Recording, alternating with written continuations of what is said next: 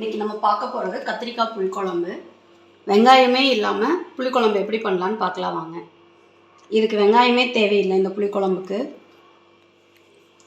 கத்திரிக்காய், தக்காளி, பூண்டு, தேங்காய், கருவேப்பிலை, பச்சை மிளகாய், புளி, மஞ்சத்தூள், மிளகாய்த்தூள், சாம்பார் தூள், மல்லித்தூள்,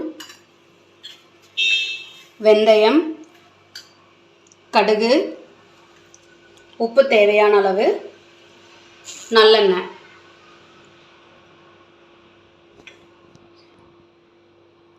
இதோட அளவுகள் எல்லாம் சொல்லிடுறேன். இந்த புளிக்குழம்புக்கு எவ்வளோ அளவு வேணும்னு எல்லாம் சொல்லிடுறேன். கத்திரிக்காய் ஒரு 8லேருந்து 7 வரைக்கும் எடுத்துக்கலாம். தக்காளி 2 தக்காளி போட்டுக்கலாம்.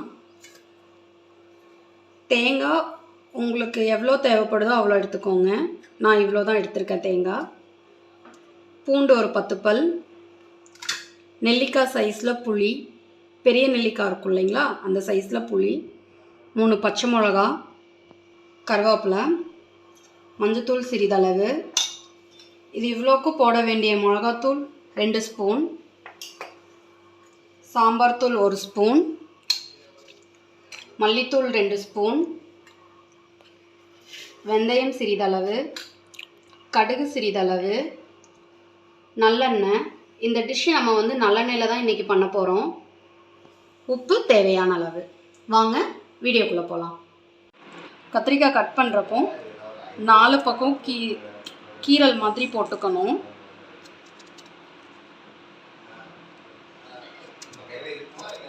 இப்படி கட் பண்ணால் போதும். இப்படி பார்த்துக்கலாம் புழு இருக்கா இல்லையான்னு பார்த்துட்டு கட் பண்ணுங்க.